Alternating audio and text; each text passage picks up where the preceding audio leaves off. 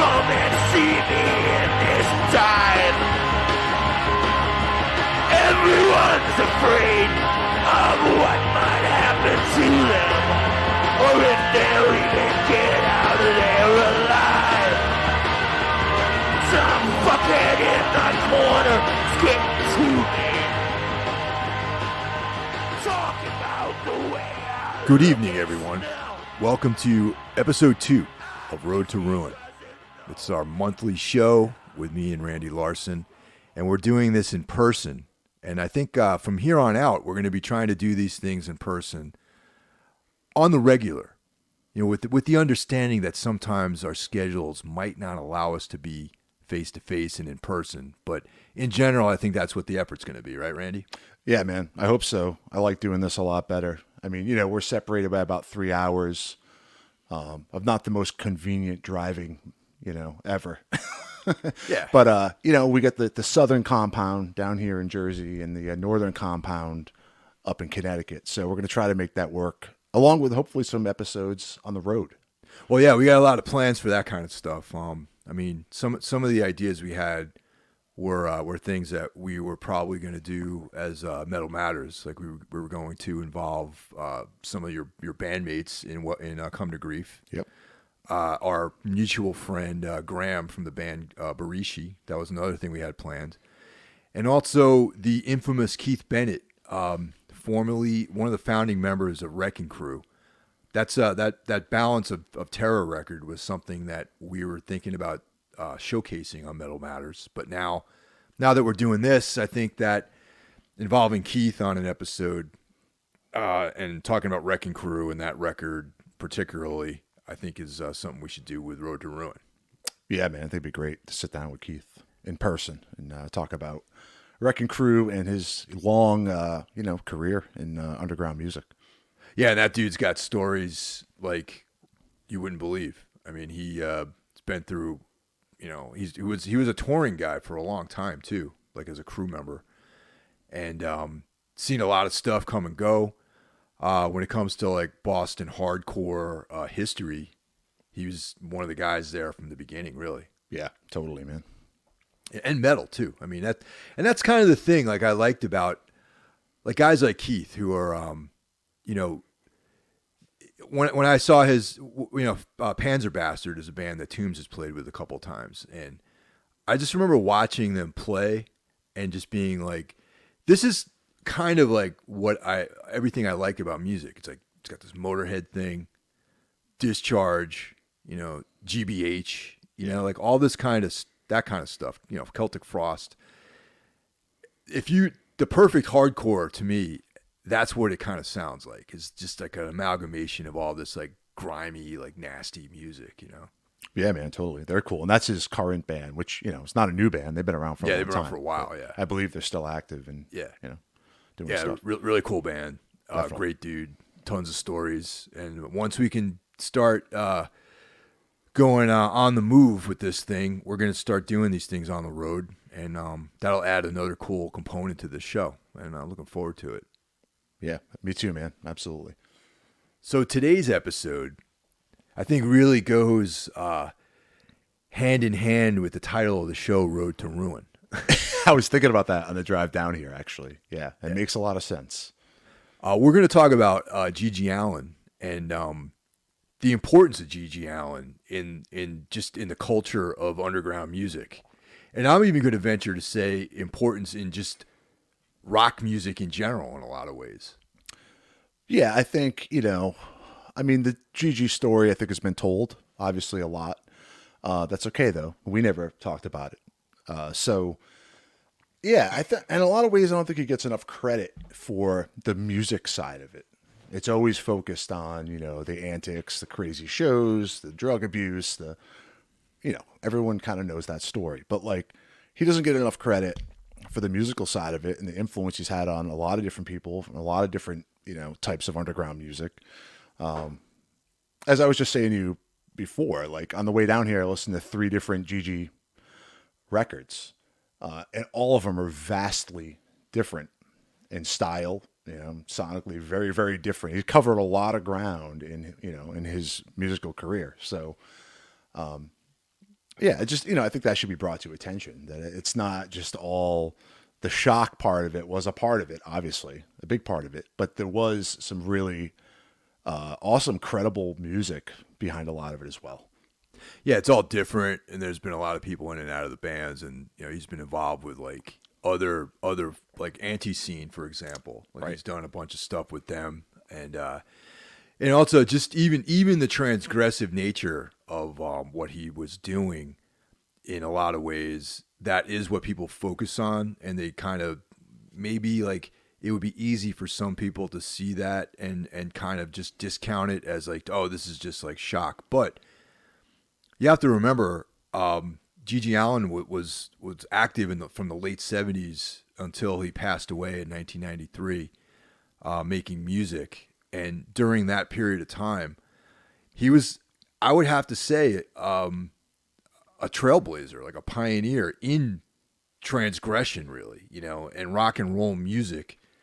From all the way back to Elvis and Little Richard and all that, into the 70s and late 60s, with the Stooges, Iggy, another transgressive figure, has been about pushing boundaries and pushing the envelope and doing things that are considered possibly antisocial and outside of what modern, society deems as being acceptable. So I think that in that long line of this kind of transgression, GG was like the logical extension of that, the logical next step in pushing things further and further into into this like world of kind of like the flip side of the sunny side, the dark side as opposed to the light side. You know what I mean? Yeah, definitely. And any of you guys on the streaming services for music, a lot of people, pretty much everyone does it now. There's a collection called Expose Yourself, the singles collection, 1977 to 1991. And it's a good starting point, or even if you are familiar with GG already and haven't heard this collection, it starts, from 77, and it kind of works its way through most of his stylistic changes and shifts in sound. We were just listening to the first couple tracks off this before we turned the mics on, and both of us have only heard this stuff for the first time today. These first couple tracks, Love Tunnel and Devil's Triangle, and they're vastly different from where GG ended up. What was your comment? One of the songs had like an Isley Brothers feel? Yeah, Devil's Triangle. Was it the second track, right? Devil's Triangle. It almost sounds like the Isley Brothers. The Isley Brothers, with even the guitar tone in the solo is like right out of the Isley Brothers. Who's that lady? And the first track, Tunnel of Love, or Love Tunnel. Love Tunnel. Yeah. That's just like a hard rock, like a 70s like hard rock song. Almost like a lighter Van Halen. Yeah, like a lighter. It's fast too. It's actually for that style. It's actually played really. The tempo is really fast on that song. Yeah. It's and like the first like 4 or 5 tracks kind of touch on that stuff, and then it gets a little into the more like straight kind of punk, almost Ramones kind of feel. But obviously the lyrical content starts to shift and get way darker and more fucked up. With songs like "Expose Yourself to Kids" and "Diarrhea Blues," and but it's a very interesting compilation. So I listened to that on the way down here. I also listened to "Carnival of Excess." Oh, that one I really enjoy. That Me too. I love it. It's like the kind of old school country, hopped up feel to that one. I'm gonna go and not necessarily on a limb, but I'm gonna make a statement that I enjoy his like country music. I do too. Like Carmelita and yes. Troubled Troubadour is another one that's great. Yeah, man. I love all that. Well, I love all that old school outlaw country stuff. I kind of grew up with that in my house, so I can relate to that. And I think it's awesome when those two worlds collide. I mean, it's not always awesome, but when GG does it, it just seems so genuine and so authentic. And like, yeah, the Carmelita Warren Zevon cover was, there's many different versions of that too. There's like the one on Carnival of Excess is a little more hopped up with like a full band and like a pumping bass line. And then there's a couple different versions with just him and an acoustic guitar. I mean, it literally sounds like, it's like half speed, and it just sounds so dark. It's great. So that, there's that stuff. And then I listened to the classic Hated GG Allin, Hated in the Nation, the full title, which came out on Roar, which is the label that put out, the self-titled Bad Brains record, the New York Thrash compilation back in the day. So, and that is very different as well. So, there's a lot of ground to cover with GG. Musically, was just a very complex guy. And I think a lot of people look past that.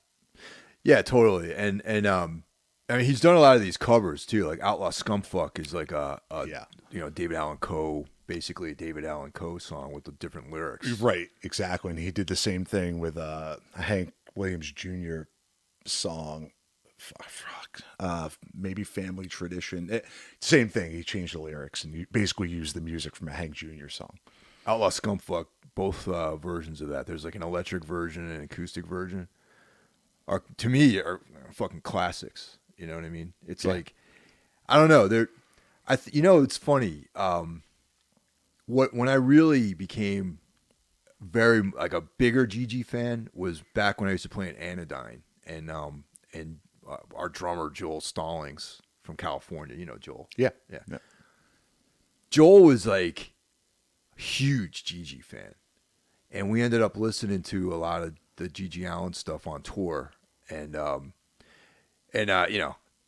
back that band wasn't all about like deli trays and hospitality and Oh no. And getting massages and stuff like that. It was like that was like a definite excursion into the sort of darker underbelly of touring. So a lot of those songs like kind of like made sense to me at the time, and I think that that's when we would just listen to that record all the time, man. I was like, man, this is like, I liked it. Like I've always been someone who gave props to GG Allin and all the various bands, but I think that Life on the Road period of my life is really what made me appreciate him even more, I guess, That was late 90s? Yeah, so like 99, 2000, something like that. That's when I kind of started to get into him too. Yeah. I wasn't into GG from day one. I started to get into punk. It was like I always was aware of him. Yeah. But I didn't really get into the music until around that same time. Well, as a kid, I was aware of him, but to me, it seemed I was a pretty fucking square kid, man. I got to be honest. Like I wasn't like maybe I had that curiosity, but I didn't drink. I didn't party. I kept to myself. I wasn't very social, and the friends I had that were into music, that this wasn't the direction we really went into, like this kind of stuff. And, back in the 80s, it wasn't like everything was like available to you all the time. So you had to kind of check out what was like presented to you, and Malcolm, our mutual friend who did, he ran Trash American Style over in Danbury. I was aware of it. He had a lot of the GG stuff, but to me, it was a little too scary at the time when I was like 17. You know what I mean? I know exactly what you mean. That's my exact. I mean, the first time I ever seen physical copies of GG Allin, whether it was VHS tapes or cassettes or 7 inches or whatever, was at Trash American Style. And it was always like, I kind of equate it to when you're young and like you see like the porno mags behind the counter and you're like, well, I'd like to look at those, but I don't know, man. Like, I don't want to get caught looking at those. Yeah, see, that was the thing. I didn't want anyone to catch me looking at the GG Allin records. And then obviously I used to buy Max from Rock and Roll all the time. And there was always some fucking article in Max from Rock and Roll about GG Allin or like an ad for like the new record he had out. And it was just so, I mean, at the time, like I got into like, we talked about in the last episode a little bit, I really got into kind of the clean cut hardcore. Yeah. Pretty early on. So like, talk about like a difference between like listening to Youth of Today and then like seeing like these GG Allin song titles and these photos, these like bleeding, covered in fucking shit. Like, right. It was like, it was scary. I was a fucking 15, 16-year-old kid. I was like, I don't know about this. I would have to say, and this is going to sound weird, but it's like, I think that like, it wasn't until the 90s that I really started appreciating GG Allin's work as like, as art or expression or creation or creativity or whatever, you know what I mean? And it's like, and I also don't want to over intellectualize it either. You know what I mean? Like I I'm guilty of doing that with a lot of things. But I also want to acknowledge that I think that when I started listening to like Throbbing Gristle and Coil and like industrial, like that type of industrial music where they used a lot of the same terms, and there was like like scatology, Yes, which is like a fucking Coil record. It's like about shit, you know what I mean? And it's like that kind of these taboo subjects were breached by like super artsy projects like Throbbing Gristle and Coil and all this stuff, and that's kind of like it mentally allowed me to be like, okay, well, let me check this other thing out that's like more guitar, drums, bass, vocal, like punk style music, and that kind of like opened me up a little bit more to checking out GG Allin. Yeah, that makes sense, man. That's it's funny you bring up that Coil record because some of the reading and research I was doing, that one of the times he was arrested many times. Yeah. One of the times he was arrested, his legal defense was like the scatology. Like it's art. Like, you can't arrest me for art. Like, this has been done before. Maybe not in that context, but it's been done before, and that term came up a lot. I right away thought of the Coil record. Yeah, totally. Funny because shit plays a big role in a lot of like this. Even I'm going to jump ahead and reference some stuff with the Allins documentary, and Merle, his brother. Oh yeah, and his shit art, literally. Yeah. Yeah. So I mean, that throws me off a little. Obviously, like I don't want to get shit thrown at me. I don't want to buy art made of shit. But there's just more to the story than that. You know what I mean? And I mean, you referenced that documentary. So we both this week took the time and watched the two primary GG documentaries that are out there, which is Hated, which came out a while ago, directed by Todd Phillips, who went on to do some pretty huge movies.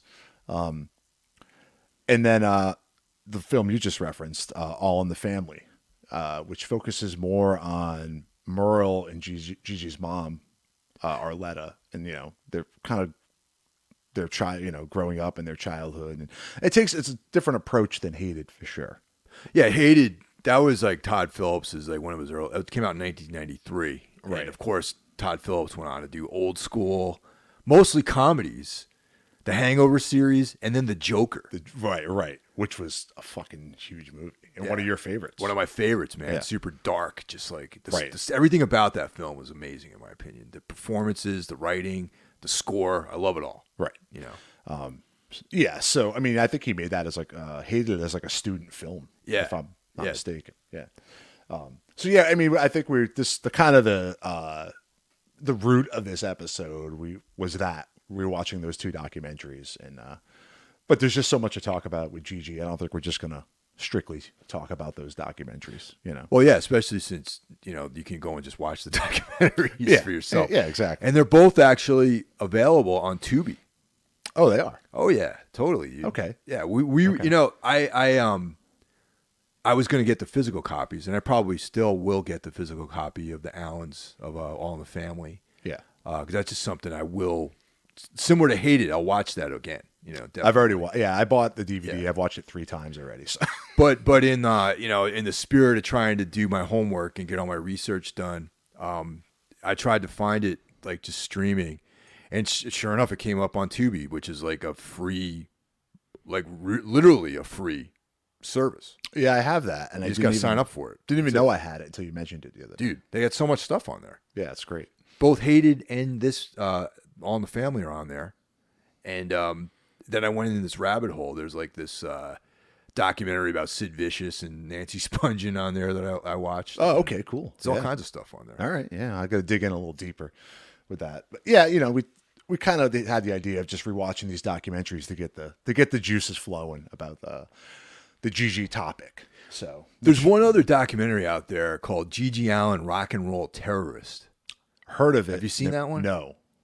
That one, I would add that to this make this triumvirate of GG Allin documentaries, because that one actually has more footage of the final day of his life, actually. Oh, well, okay. I'll tell you this. I bought my copy of Hated a long time ago, so I don't know what's available now. But the copy I have has, the documentary is only like an hour long. Right. But it has basically the whole day of the gas station show. Oh, okay, because that's not the version I saw. Hated. Okay, this is like another whole hour. Oh, wow. Okay. From like before the show starts till the show, till the chaos after, this is the last show he played before he died later that night. Yeah. But, that was his last day alive. Right. The version of Hated I have has a whole that whole thing on it. Okay. All right. So I've seen that multiple times, which I mean is just utter fucking chaos. Yeah. See, yeah, maybe the version I saw or the version I Hated that I own is like super old. It's like it came out like I got that like a long time ago. Yeah, yeah. And so yeah, that's good to know. So that's out there too. Maybe I'll have to buy that version of it. And it's worth it because it's really it's kind of important to tell the the end of the story. The way it wraps up is just it's pretty nuts, man. Yeah. Well, I guess like maybe for those out there who aren't familiar with all these like details about GG, it's he was born August 29th, 1956 in Lancaster. And he passed away through I guess accidental overdose. That's what they say. In New York City, Lower East Side, June 28th, 1993. And his parents were Merle Colby Allin and Arleta Gunther. And Arleta passed in 2019, actually. Right. Yeah. So the Allens all in the family. When did that come? When was that? Like that must have obviously came out earlier than that. Not much earlier though. I want to say it was early 2019 or 2018, the latest. That hasn't been out for that long. I know it debuted on Showtime. I think it was a Showtime production. I think. Okay. So yeah, I know. They go into she has heart problems in that documentary. Yeah, the show she has like a pacemaker. Yeah, she had just got it put in. Yeah. When Merle comes to visit her one of the times. So they just got it in. She didn't pass away long after that was done. GG Allin's given birth name is Jesus Christ Allin. And now this might be, his name was eventually changed to Kevin Michael, right? Right. But some of the roots of why Gigi's, maybe some of his issues can be traced back to his relationship with his father. Now, apparently his dad was, an extremist when it came to like, religion, and was also abusive towards him and his, and his brother and his mother, and there was a lot of abuse going on as a young child. With his father. I mean, they obviously touch on that, but I got a feeling there's so much more that they didn't touch on. There's a moment in the movie where Merle is talking, or I think it was Arleta's talking about some of the abuse where he basically kidnapped Gigi and was like, right. And you're thinking, and I'm like, all right, you get the sense that really there was like some really intense stuff went on, and that might explain, you can connect the dots. I guess is what I'm trying to say, that there might have been some sexual abuse. Yeah. And as we all know, like, that kind of trauma results in stuff that gets manifested in maybe some sort of weird, sexual stuff on its own, Absolutely. And that part of and I've kind of heard about this in other spots too, but they reference it in the All in the Family documentary, is that, one day the father, was down in they had a basement. They were in this cabin in New Hampshire, and the basement was a dirt floor basement. The father had been down there for a while, and he calls the family down, like, come down. And he's got 4 holes down, in the basement of their house. And they're like, this is where I'm going to bury all of us, in these holes. Like, basically saying he's going to murder the whole family. So that's like some gothic horror. Like, right. It's almost like something like a song that Nick Cave would have written on Murder Ballads or something like that. You know what I mean? Yeah, totally. I mean, just think how fucking dark that is, man. And that, I was kind of, I go into these, I mean, I've been a fan of GG for a while, so nothing's really shocking to me anymore. But the first time I heard that, I was like, well, I mean, that's fucking something else, Yeah, and that's like, like all I can think about is, I think you're also someone who read a lot about like serial killers and things like that. Oh yeah, I had a phase in the 90s where In the 90s, murder, like serial killers were like the thing in the 90s. yeah, I had a bunch of books, all different. So I would, similar to that, I would read about Charles Manson, which was like another one of my favorite, darker, he's not a serial killer, but he gets lumped in with that ilk. Yeah, Ted Bundy, like all these people, Jeffrey Dahmer. And the common thing is that they were all sexually abused. I'm going to just use Manson because he's the one that, I probably have the most knowledge about. But, right. You read like some of the beginnings of his life and you think about like, sexual abuse. His mother was a prostitute. I mean, Arlita seems like a wonderful lady, actually. Yeah, but the father was the dark angel in that relationship for sure. Right. And then of course, like that's like, yeah, well, you get this guy in the hills of Kentucky, Manson, getting abuse, and that's all he knows is that, right. And also Manson himself is a musician too, Yes, he is. Luckily for Gigi and Merle, though, the mother runs away from the father. And they go to New Hampshire and they have like a semblance of it seems that they all had a good relationship actually.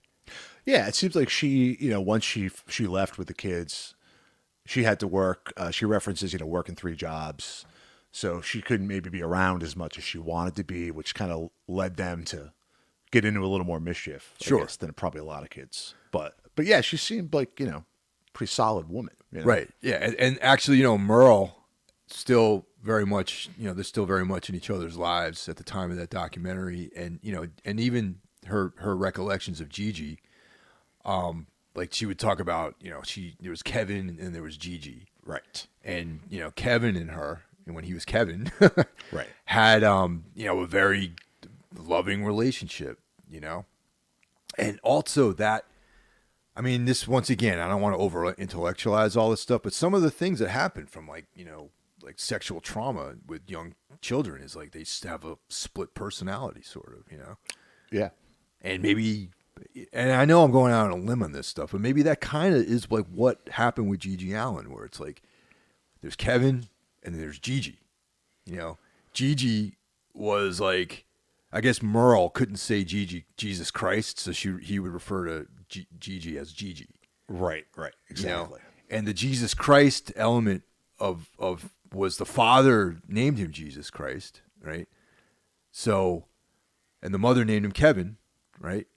So, the abusive, traumatic beginnings of his life resulted in Gigi.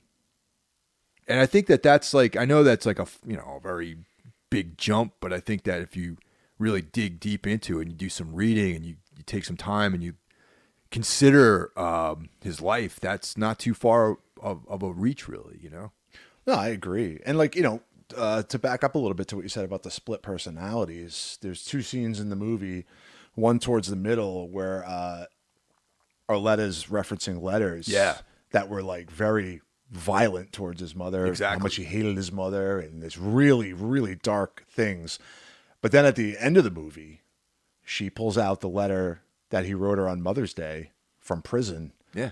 And it's a completely different perspective. And it's almost like 2 different people. Exactly. And the movie kind of ends on that. And it's a real sad, like kind of ending. And she says, one day we'll be together again down at the cemetery.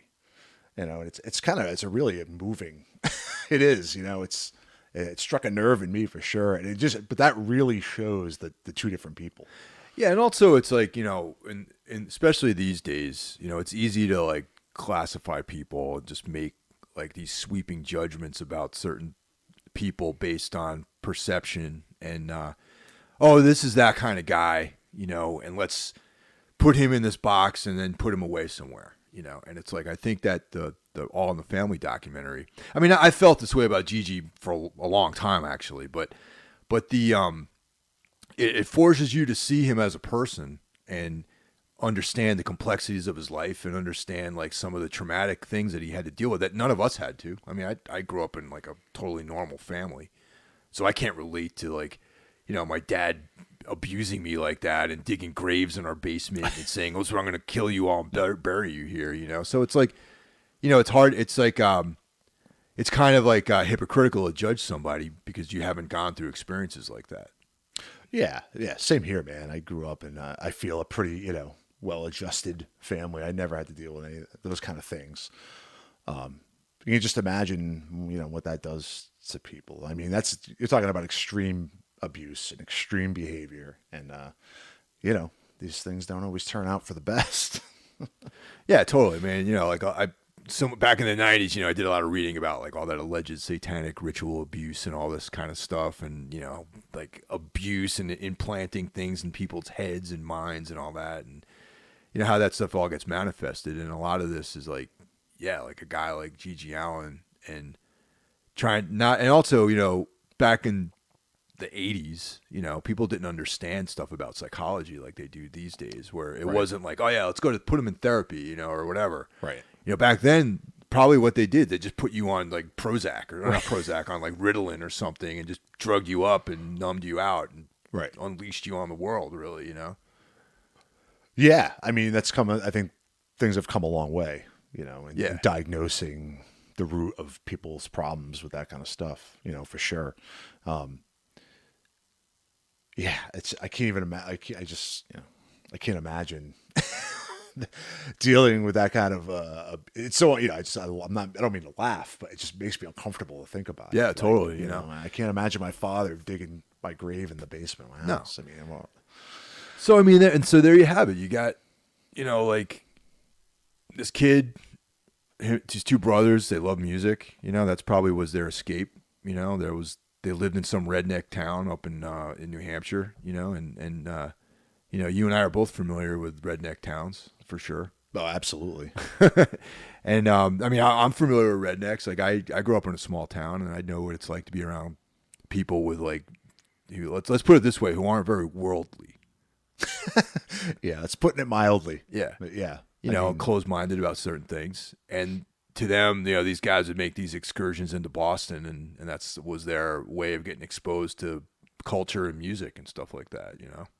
Yeah, you know, and they show some cool footage of like some of the early GG bands, and you know, the first band they mentioned was called Malpractice from 1976. I guess they existed for maybe a year to 77. Well, GG was on drums, and like Merle was Iggy, just like Iggy, he was a drummer. Right. Exactly. Yeah. Yep. Right. Yeah, and Merle on bass, and they show like a quick clip, and then they show a picture of what looks to be the back cover of a 7-inch.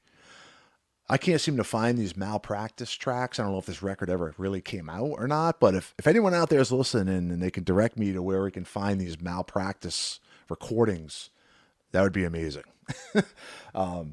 You know, and then him and Merle kind of split a little bit and kind of went their own ways musically. Merle started a band called The Thrills, and he was the older brother. Yeah, he was the older brother, yeah. So he had the father's namesake. He was the father's namesake, Merle. Right.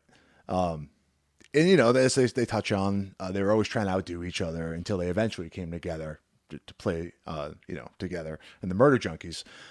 But Merle had the band The Thrills in 79. In 81, that's when GG started the Jabbers.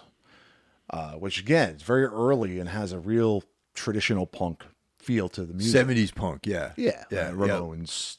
Yeah, like Ramones, like Stooges, you know, like maybe like a little bit of like a New York Dolls kind of thing, a little bit. Maybe not so much that, but you know, like a little like they show some video they made, and there's definitely a glam feel in there. A little, you know, like New York Dolls glam, not like Poison, you know? Right? Not hair metal glam, but yeah, so, you know, and that's in the Jabbers is kind of where I think he kind of started the beginnings of what would become GG Allin. You know, it became more about him than the band, and then he just branched off from there and did a lot of records under just GG Allin or GG Allin and this band and that band. There's so many different incarnations and releases, you know. But, yeah, I think that's where it started until those guys eventually came back together. The Murder Junkies is like one of the sickest names ever, man. Yeah, absolutely, man. I mean, I think it's great that they're still out there doing it. You know. Actually, Drew Murphy, Yes. the famous, infamous bass player of Tombs and Hammer Fight, has played shows with the Murder Junkies. Like he was playing bass for them? No. Or his band's open? No, his band. Or played with them? Yeah, his band has played with the Murder Junkies on bills. Oh, cool, man. Yeah, they've come around quite a bit. I mean, obviously pre-COVID. And I never go. I don't know why. I think I'm going to go next time. So am I, dude. Just by watching that all in the family doc, they focus on that quite a bit. I'm going to go too, man. Like, I mean, it sounds legit, like the music's cool and like, yeah, it's not GG Allin, but I mean, you're never going to get that, man. No. There's only one GG Allin. Like, I like that they don't go up there. I like the fact, because they say, sometimes people come to the shows, they're disappointed about there's no, but like, well, there's definitely from what I've seen on the Family, there are a little bit of antics. Well, yeah, but not so much from the singer. No. More so from Dino. From Dino, yeah. Yeah.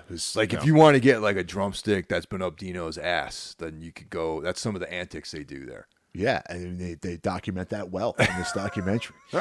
I actually watched the documentary with my wife because she never seen it, and she wasn't so into that part. But I don't think I'm into it either, really. Yeah, me neither. But I mean, hey, it's good for Dino. He's making a couple bucks, man. Man.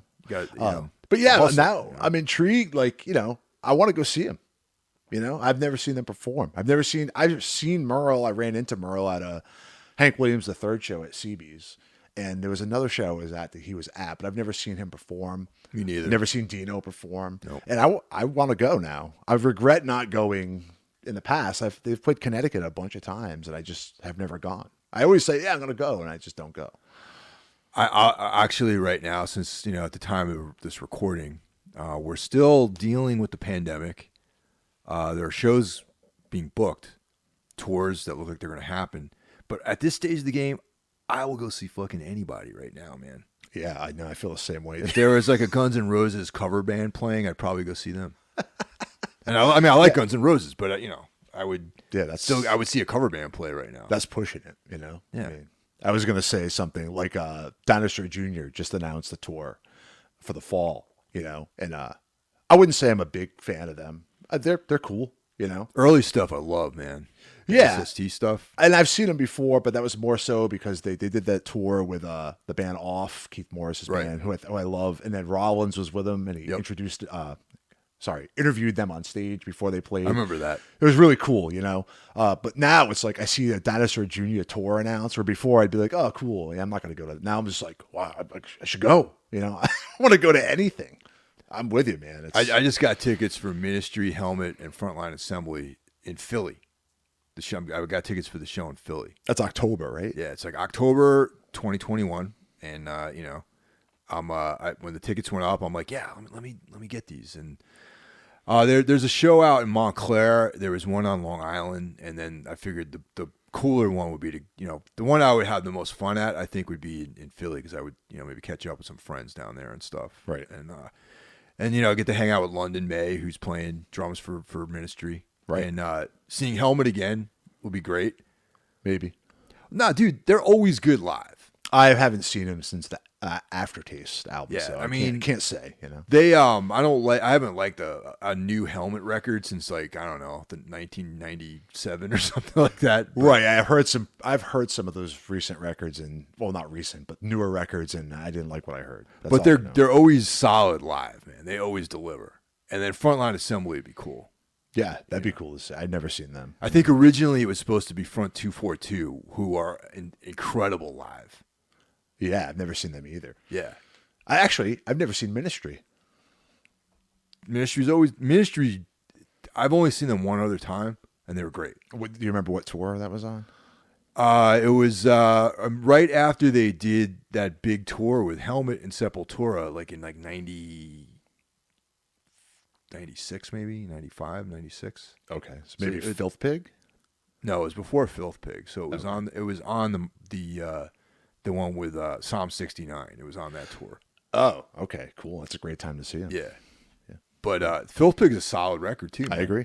That's the last one I kind of paid attention to. That I like check out all the Ministry records. There's always I find something on all their albums that I like.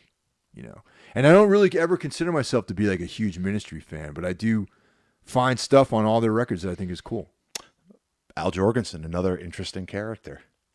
Absolutely, man. And there's a documentary out there about him that I've seen once, and then I've never seen it anywhere available ever again. Really? Yeah, I can't remember the name of it. And I want to say it came out like maybe 10 years ago. Do you think he was trying to suppress it on some level?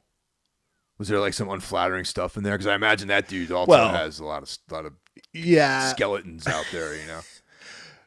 Yeah, I mean, I think it touched on some ground that was pretty sketchy, but, you know, I don't remember it being that bad. So I don't know if he's trying to suppress it or, you know, it was probably just a limited release thing, and kind of a lot of these documentaries get made and just forgotten about and blow away in the wind, you know?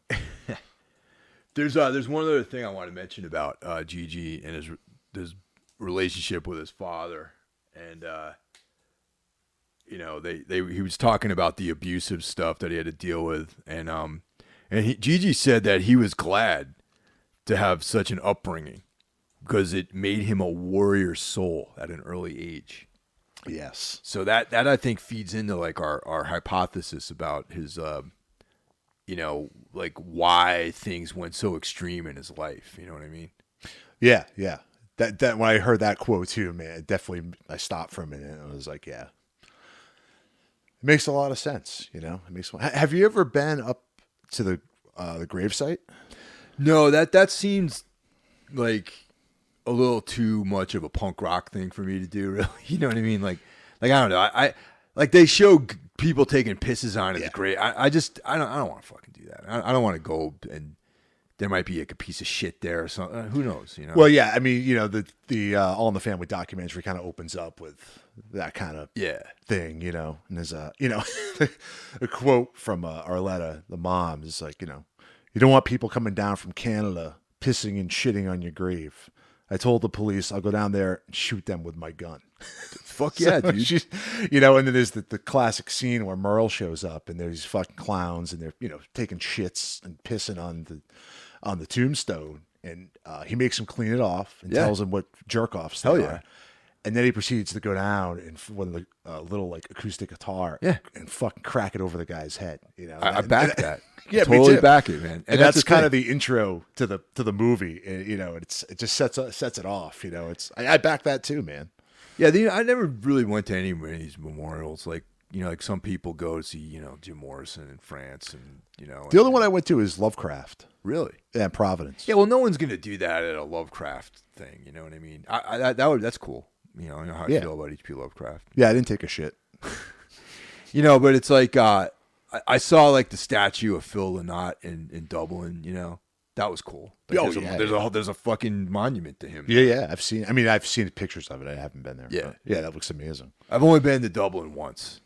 We did like as an experiment that our European booking agent did. He booked us a bunch of dates in Ireland, and I was like, they were cool.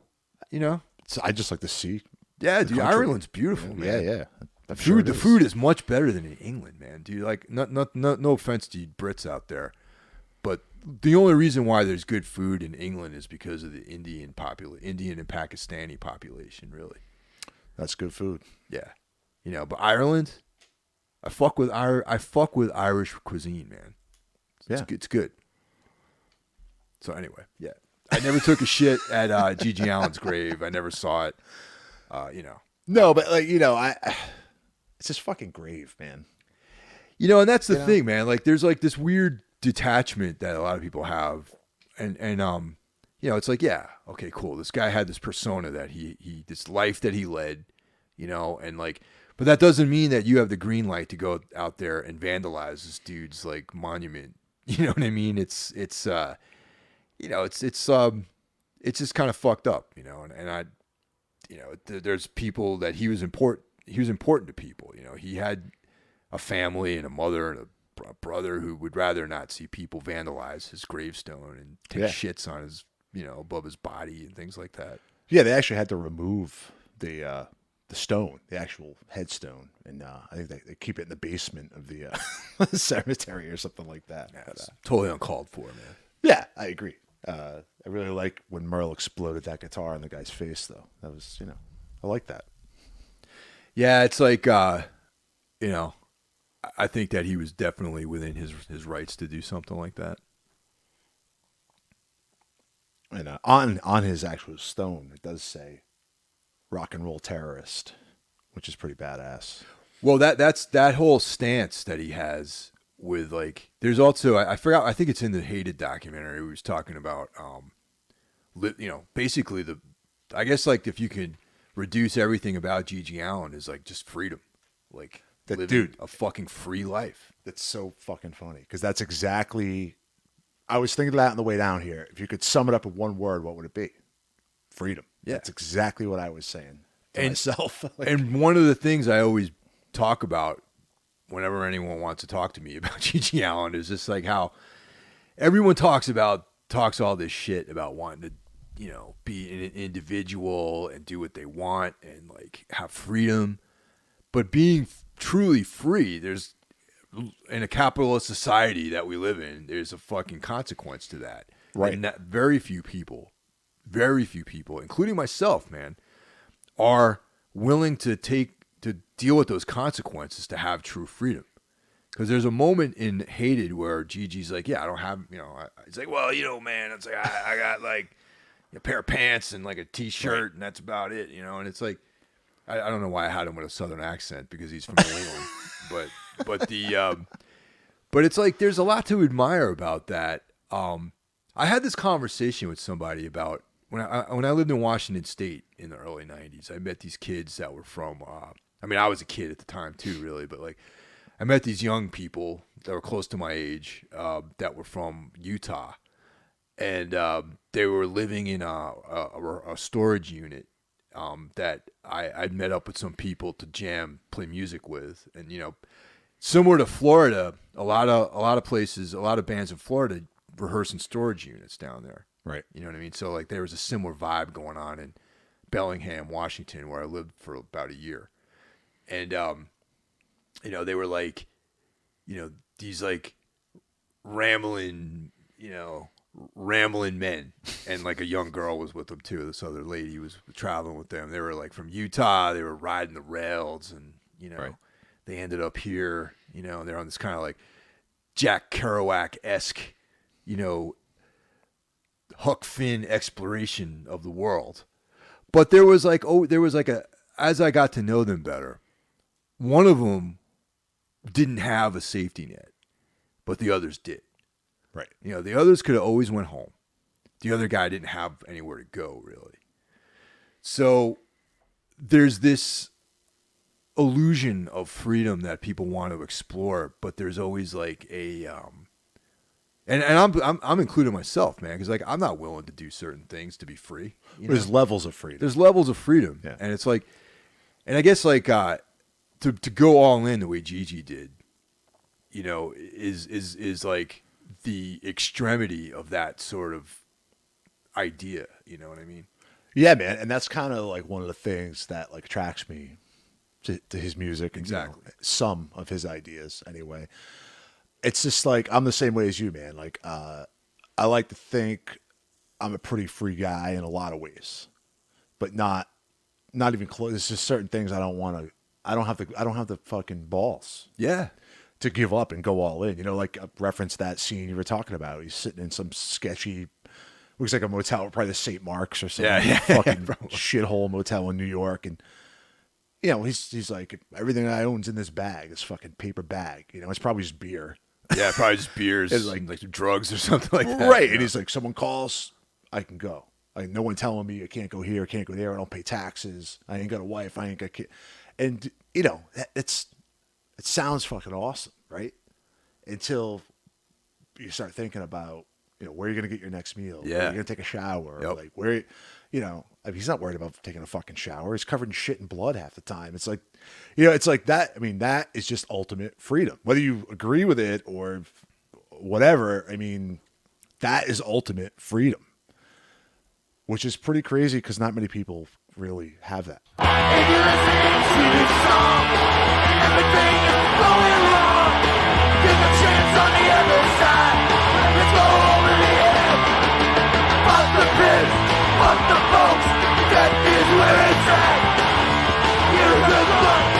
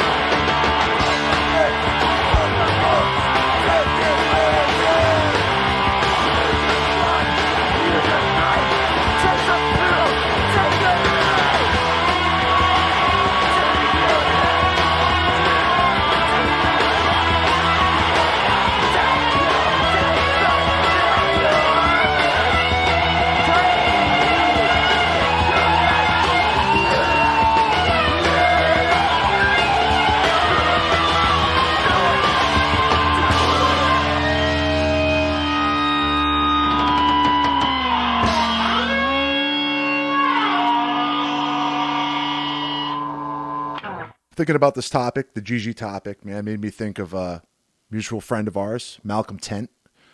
I reached out to him last night, someone we bring up often on this podcast. He's a bit of an icon, really. If you ask me, Malcolm Tent is an icon.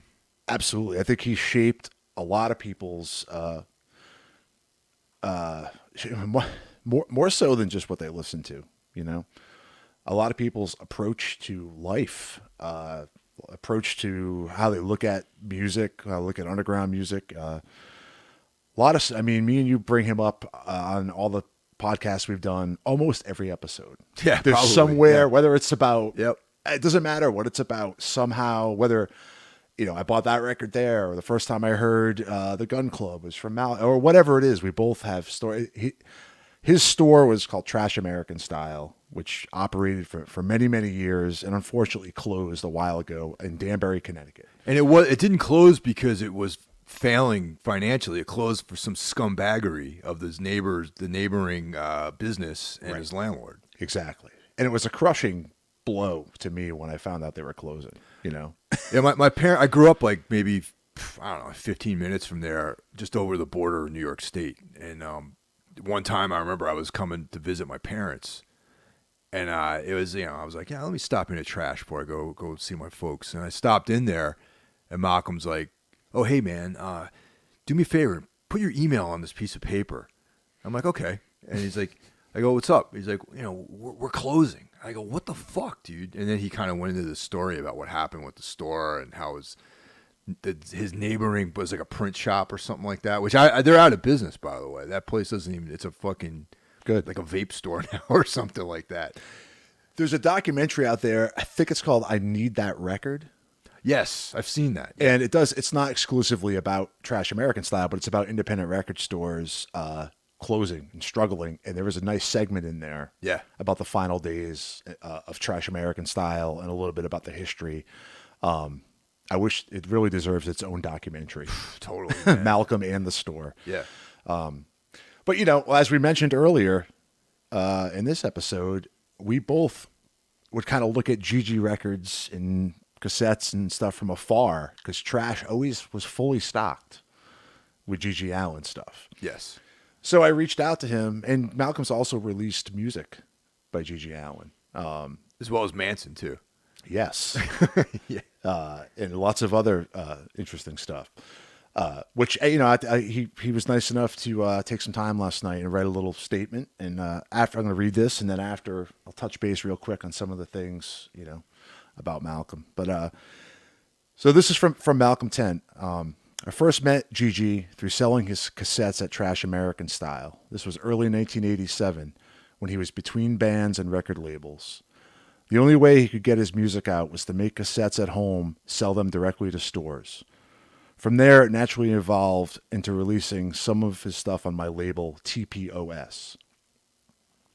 I first met him by filming the infamous $20 poem. I'd invite you to look it up on YouTube, but it never lasts more than a few hours before it gets flagged and taken down. GG and I always got along well. We had a friendly working relationship. We hung out a couple times, and it was a lot of fun. We mostly talked on the phone and corresponded by mail. I found him to be absolutely consumed with getting his music heard by as many people as possible. In my opinion, the Hated documentary plays it fast and loose with some of the facts. I understand that maybe Todd Phillips never intended for the movie to be seen outside of his film class, and maybe he had to take certain liberties when writing a narrative for the film. And of course, it is an authorized biography, but still. Having said that, he got some priceless material relating to GG's childhood, none of which was in wide circulation at the time.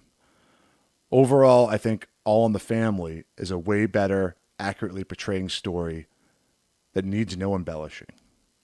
And that's from Malcolm. Now, just a little backstory, to wrap it up with Malcolm. Malcolm is currently the bassist in the band Anti-Scene. Yeah, I knew that he's been doing that for a while, actually. Right. Yeah. Another legendary band with GG ties, heavy GG ties, yep. He plays guitar in a band called They Hate Us. He's a solo artist. He's the former owner of Trash American Style record store in Danbury, Connecticut, which we talk about all the time. He still currently runs TPOS Records. That's his label. They have a store on the Discogs site where you can get almost all the releases, the ones that are still in print, and there's a lot of releases. In 2018, he released the LP and cassette Portrait of the Artist. It's a GG collection, which is awesome. It has a lot of stuff just under the GG Allin moniker. GG Allin and the Southern Baptists, and GG Allin and Shrink Wrap. I never heard that. Yeah, so that's the latest thing that Malcolm. But he also released a lot of GG Allin live cassettes, 7 inches. There's a lot of interesting music on the TPOS record label. Malcolm does a lot of record shows when those things happen, before COVID and hopefully coming up soon. So even though Trash American Style has been gone for a while, Malcolm is more active than ever, touring, putting out records, putting out music. And he's just an incredible inspiration for me and you. Yes, absolutely. So check out his store on Discogs, buy some stuff from him, keep him rolling. And thank you, Malcolm, for contributing those words. Yeah, thanks a lot, man. That was like, like I was telling you earlier, man, I wish he could be here with us, actually, and Absolutely. But you bet that we're going to find him once we can travel. Yes. And nail him down and talk to him and have like a really cool time, man. And actually, for those of you out there who might be new to Everything Went Black, like I have two episodes that he's done with us, with me. I interviewed him. There was a show going on in Danbury, and I met up with him there. And then he came over to visit me one time at where I was living. And it's funny, I hesitate to say my place because it literally wasn't my place. I was just kind of living there. And we had a nice conversation and hung out for a while. And so you could look those up on the former episodes of, after you listen to this, you could check out my conversations with Malcolm. Wasn't there also a video piece you did with Malcolm? Is that still available? That's out there somewhere. Okay. I'll see now a lot of that stuff now that we're putting my intention more into Everything Went Black. Our YouTube channel is going to be a lot more active. Like there's going to be more stuff coming up that is actually produced and stuff like that is going to resurface again. Like because that was cool. Yeah, it was like a short little piece we did. Like, I had these like grandiose ideas of doing documentaries, and that's something I still really would like to pursue. Is doing a documentary about the store and about him and all that kind of stuff. And I know more people now that have that capability to do that stuff. And that's something I'd like to get into. I don't know anything about film necessarily, but me neither. I can do this. I can talk to people. Yeah, one more quick thing, about Malcolm. If any people out there do the Facebook thing, give Malcolm Tent a follow because he also does these really cool Facebook Live things where he goes through old records, and talks about old records, and it's very interactive, with people, and he's just an interesting guy, with a lot of great things to say about music and other things, and so yeah, check out Malcolm Tent. Yeah, and that's a guy who's got insights into so much stuff, like all this, specific things with GG Allin and all that, Yeah, I also think he was at one time, or maybe still is, the president of the Devo fan club. Wow. Yeah, that's cool. If not the president, he's definitely a higher up. Do you have any particular favorite GG records or lineups or songs or any of that kind of stuff? It's funny. I said on the way down here, I listened to 3 different kind of GG collections, records / collections, and it's all so different. And I like it all. But my go-to is the Carnival of Excess, the more of like the country kind of feel record. Yeah. But I like it all. I still feel like there's a lot of it I haven't heard. I wish somebody. I don't know who's in charge of the quote unquote estate. The estate. The estate. Probably Merle, I imagine. Yeah, I mean, I know, obviously they cover it in the All in the Family documentary. There's still a lot of GG merch you can get from Merle. They make shirts and stuff and CDs, but there's just so many releases with 7 inches and tapes and different. I wish somehow this could all be collected and come together in like, I don't know, a couple volumes or a couple box sets or a box set or something. So somebody could just say, here's all of the known GG Allin recordings. That would be incredible. I mean, a lot of it is on streaming services, though. Like, I'm an Apple Music user. I know you are, too. And Yeah. there's a lot of GG stuff on there. Some of it seems to come and go, though, sometimes. You know, I wish there was a definitive... If it was a Bandcamp run by Merle or something with fucking everything. You know, I didn't even look to see if there was a Bandcamp. I didn't either, but I have a feeling there's not. But I didn't look either. Merle is like an entrepreneur, man. So maybe there is. Maybe there is. This is a bit of info I found out too during the week. I never really realized that Hated in the Nation came out on Roar cassettes, but I guess at one point too there was he had a deal with Homestead Records. Oh yeah, wow, I didn't know that either. I don't know if anything was ever actually released on Homestead, but I guess he got signed to Homestead and had a meeting with the chief operating guy, and he pissed on him. So I'm not sure if any of that music ever came out on Homestead or not. But there was some sort of working relationship agreement there at one point. I just looked up GG Allin Bandcamp, and Portrait of an Artist as a Public Animal comes up. That's So Malcolm's release. Malcolm's release. So yeah, that's out there. If you guys want to buy the download, you know, a lot of this stuff. Oh, Hotel Claremont, my whorehouse. That's got to be a reference to Atlanta. You know, I imagine. Yeah, probably. Yeah. But yeah, that's To answer your question, I would say my go-to is Carnival of Excess. That's my go-to, but I mean, I like it all. Yeah, there's so much good shit out there by him. And as the years go on, I dig deeper and deeper, and I find more stuff I like. In particular, on my way down here, I said I listened to the Hated record, and as I'm stumbling here trying to find the name of the track, there's a track in there called Blood for You. that's a good one. It's a very different song. It's like I think it's almost like 4 or 5 minutes long, and it's real slow. It's just great. It's fucking, you know, not for shock value or anything else. It's just a great song, and it has a different vibe than a lot of the other stuff on that record.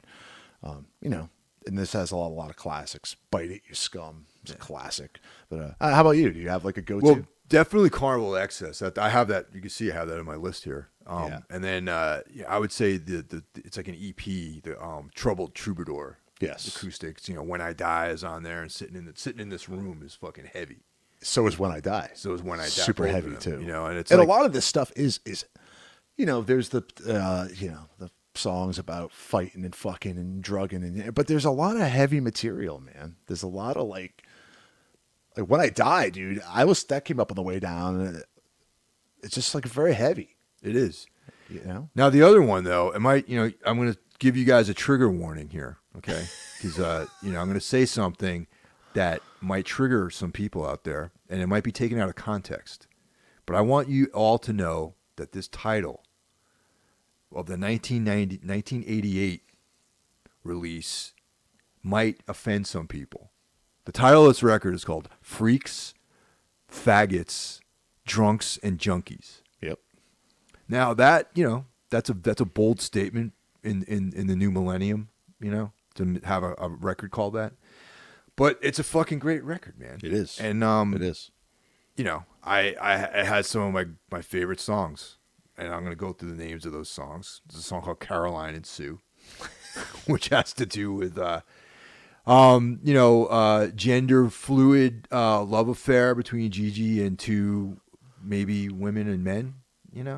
Maybe. Wild Riding's a great song.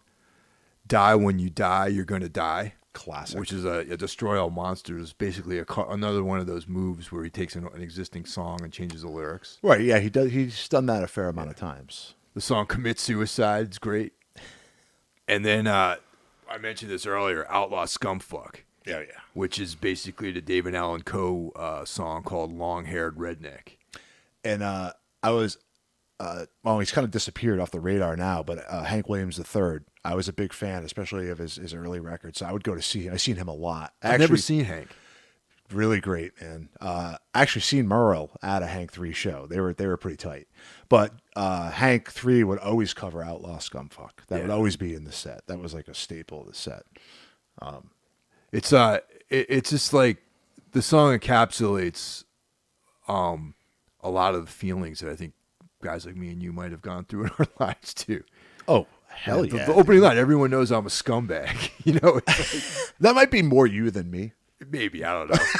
You know, I just popped into my head like last night when I was rewatching the docs. I got a little playlist going. You know, It's Nice. one of the things about streaming services. Yeah. Like, just add something so you don't forget it. And song that came up off of Hated in the Nation, "Sluts in the City," yeah. with the female backup vocals. Yep. Once again, I didn't give my trigger warning. Yeah, that's a trigger. But, That might be a trigger warning. For Yeah, some well, people. get over it. Yeah. That's a great one. And also from Carnival of Excess, "The Snake Man." Another great one. Oh, isn't that have isn't there like some more to that title too? Like something about being hard or something like that? Or I don't know. anyway, maybe. Watch Me Kill. That is on there too, and that stems, I believe, from the footage he's doing like a spoken word performance in Boston, and there's some heckling from the crowd, and he says, "Come on up here," and it's a woman, Yeah. and he proceeds to fucking throw her on the ground, and then all hell breaks loose, of course. But there's a line in there, "Watch me kill the Boston girl," and I Yep. believe that is directed, right from that incident. I believe. I'm not 100% sure of that. You know, and like I don't condone violence against women. Of course not. Absolutely not. You know, but that's the thing. It's like, well, one thing about that space that was shot in, that footage is in Hated. That's the Alston Mall. Oh, Okay? you know where that is? I know exactly where that is. Okay. Like when I lived in Boston back in the 90s, and it's funny, I was thinking about this recently, man, and I was like thinking about how cool that place was because there was a bookstore called Primal Plunge, which I think had something to do with booking that event actually. Radio Free Boston, there was like a pirate radio station that broadcasted out of the Alston Mall. Okay. Then there was a piercing place that was up there. There was like this little like it was, I don't know, like a hall. Basically, it was a hallway that was like upstairs, and the first floor was like all like retail. You know what I mean? Like there was like like a convenience, like a little convenience store, like hole in the wall kind of place. And I remember the convenience store. I went in there because I used to live in that area, and there was like always a pile of these like heavily thumbed through porno mags. Like they weren't even new. They were just like a pile of them on this counter where you go in there and there'd be like a coffee maker, and then there was like a pile of like porno magazines. Were they for sale? I imagine they were, but they looked like people just looked through them, And then you go up, I think Discovery, which was like a secondhand store, was on the first floor. And there might have been like Rangoli, like an Indian restaurant was down there. And then upstairs was the Alston Mall. And that was where that event took place. Okay.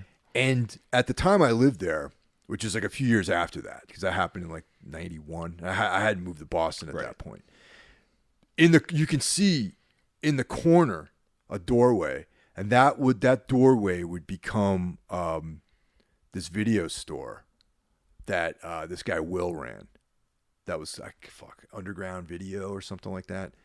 It was just like he would rent movies, and they were totally like unlicensed like stuff in there, and it was just like the fucking best place in the world. I would spend hours in there just talking to Will, and like I would rent all these like bizarre like VHS tapes there.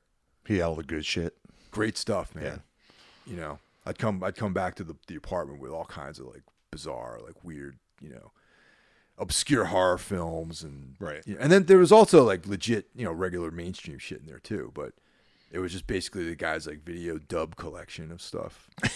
That's awesome. Yeah, it was cool. He had a lot of like music related stuff and like concert things and stuff like that too in there. But also he was just like a cool guy. Right. Yeah, that's a pretty brutal scene. He's drags the girl down by the hair, and then he proceeds to get jumped by a bunch of other guys. And yeah, I mean, that's another.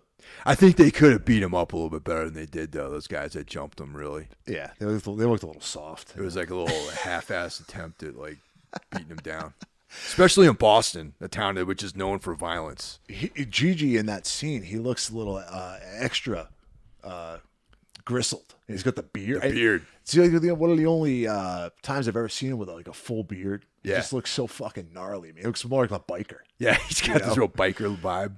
Yeah. It's fucking. But there's some more reading I was doing this week, just online or whatever. I mean, I guess he was brought up, on charges, sexual assault charges and stuff like that. Apparently, locked some girl in a hotel room and was burning her with cigarettes, and there's his side of the story and her side of the story, and people are conflicted. Some people believe her, some people believe him. I guess this girl they're talking about.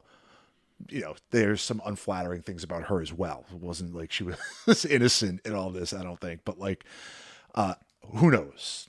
But that's one side of GG. Obviously, neither one of us agree with sexual assault or violence against anybody. That's a good point. This is an interesting point of the conversation too, because it's like, the fact of the matter is that these are crimes, right? And as much as we all like to vicariously live through the total freedom, the things we just gave him a lot of respect for living a totally free life.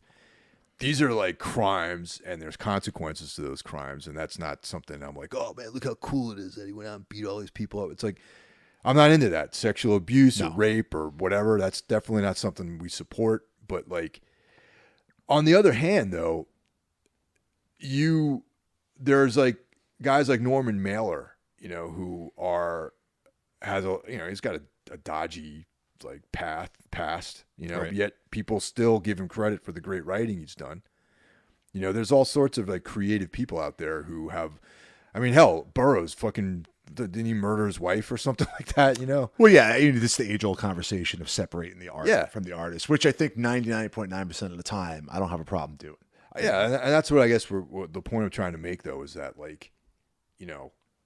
I just want to accept the world in its stark reality.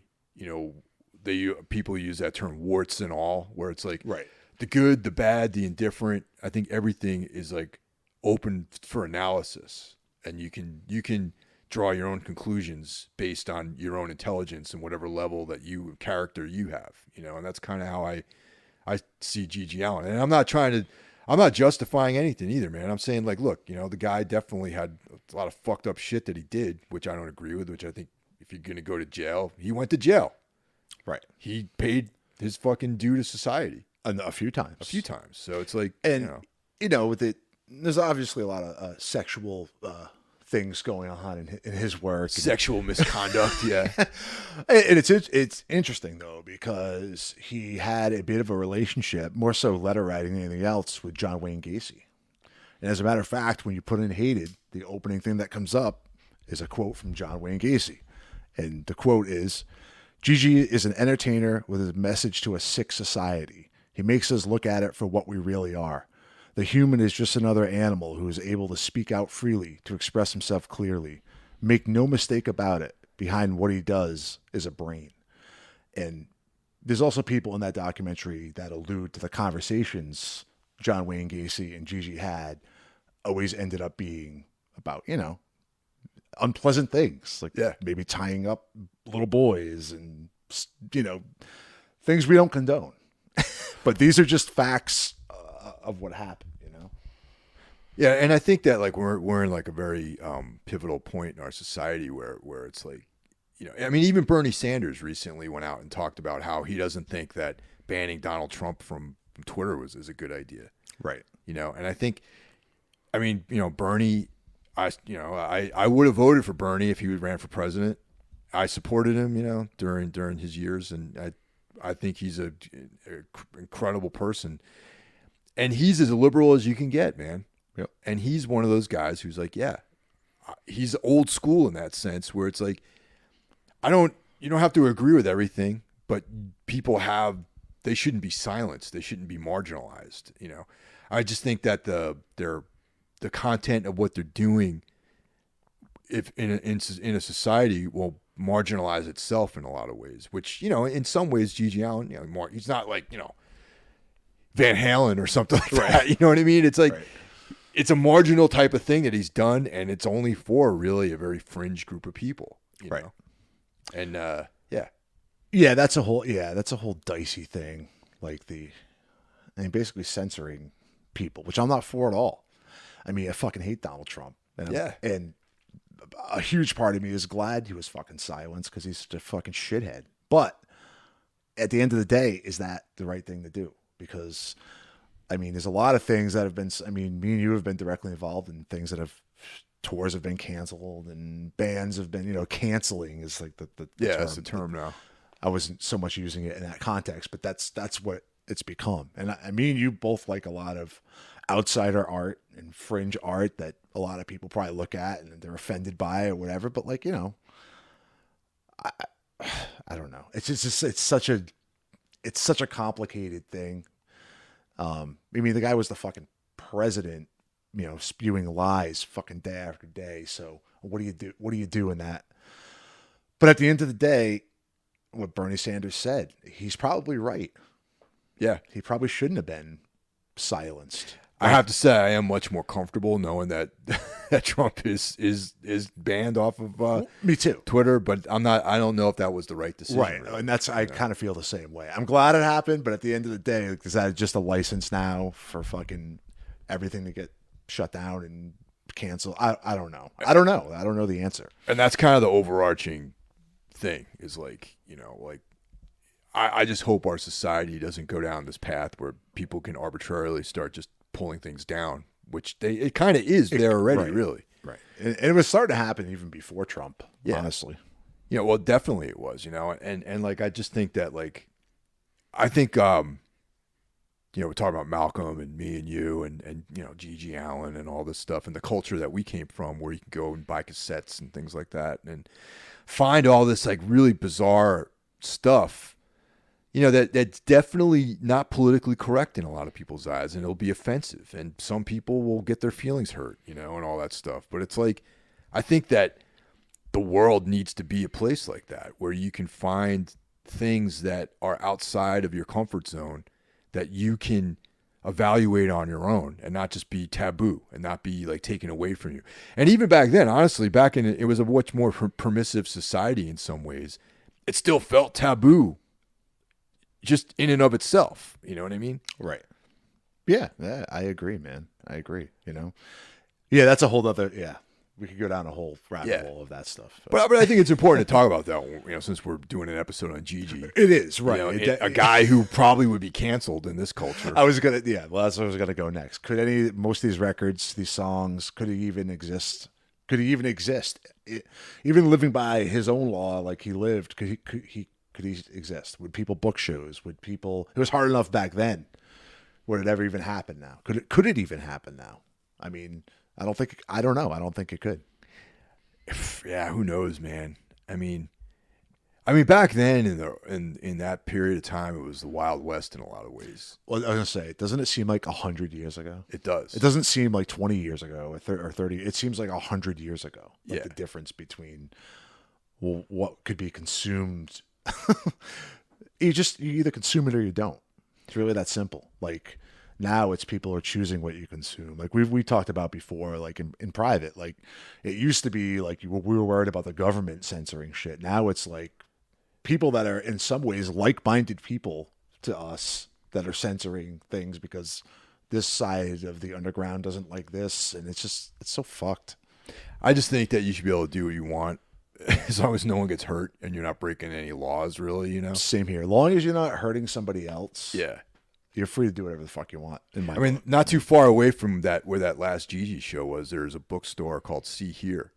Oh, yeah. Remember that place? Legendary, yeah. They had every possible thing you can imagine in that bookstore. Magazines, like weird National Socialist stuff in there, and like bizarre like NAMBLA literature. Yeah, it was up to you what you want to look at, right? And the guys who ran it were like these kind of commie, like liberal, like, hippie-esque type people, and they weren't, but they were just like, hey, this is the world. We're not judging anyone. This is all stuff that's legal, available legally. And like, you decide what you want to consume. Right. And it's on you. You take responsibility for yourself. I'm not going to censor things and tell you that, well, I'm making a decision for you because I don't think that you have, that you're basically saying that you don't have enough responsibility for yourself to not be corrupted by these things. Yeah, and it's almost turned into, it's like I equate it to how like these religions are. Yeah. You're bad if you do this. You're bad if you watch this. You're bad if you know. And I'm not into that, man. Fuck that. You know, and it also it's like this idea of like, well, you know, this stuff is going to corrupt you and turn you into like a white supremacist or something because it's there. Right. If you have those ideas, you're going to find it anyway. You Yeah. know, if you want to belong to NAMBLA, you're going to find NAMBLA. You're not going to like having that magazine there isn't going to like, you know, enable you or isn't going to make you, you know, a child molester, you know, or something. Well, we brought up Trash American Style, which was a record store, but there's a lot of other. There's reading material in there. Yeah. There's clothes. There's all kinds of fucking shit in there. And then like you brought up that video store, and then you just brought up See Here. There was also a store in Providence, which I've been trying to think of the name of, and I can't. But it was like a zine / bookstore. Yeah, I think I know. I never been there, but yeah, I know what you're talking about. In a lot of ways, man, like that's what kind of society is missing now. Yes. Places like, yeah, you can look up any of this shit on the internet, right? But like, you can't go to a place and talk to somebody face to face, you know, who knows about some of these things. Like, it's just like that community aspect of it has been taken away, and it's kind of created a divide amongst people. I always feel like if you can see someone face to face, sit down and have a conversation about something. Sure. At the end of the day, you can both walk away from it maybe being a little enlightened on both sides, or at least understand why you feel that. Yeah. Now everything is just like, I'm going to post this on social media. And right away, someone has a concrete opinion, and that's it. And it sucks, man. It does suck. The community aspect of hanging out in a video store, hanging out in a record store, or a weirdo bookstore, like, I think that's really it sucks a lot more than I think people realize it sucks. It's really stripped away like the intimate conversations people would have about things, and it's just created this like everything's black and white now. It also would probably you know, it would curtail some of the flash judgments people make on each other too. You know? Absolutely. I mean, yeah, I guess I didn't articulate it very well, but that was what I was thinking as well. Yeah. Yeah. People like have these like, oh, you're one of these guys. You're like a MAGA guy or whatever. Or you're this person. You're a snowflake. You know, whatever. Right. You're in Antifa or whatever. You know, it's like you know, everything's painted with such a broad. Yeah, these broad now. strokes. It's like, well, no, I'm not an Antifa, but I think Donald Trump's a pig. You know, or whatever. Or like, right. You know, like or whatever the other side would say. You know, it's like. You know, everyone makes these sweeping judgments these days because there's no interpersonal connection anymore. And, and that somehow relates to all this stuff we were talking about, I feel. But it does. It kind of almost comes back to the freedom aspect of it, you know, in a different way, but it still relates to what we're talking about, you know. Right on, man. Well, that's, you know, I think that's the fucking show for this week, man. Yeah, man. I just like to close it out with a quote from GG. My rock and roll is more not to entertain, but to annihilate. And I think, you know, his mission was accomplished. And you actually texted me an amazing quote, which I didn't write down. I don't know if you remember it. In the immortal words of GG Allin, my mission goes to the end.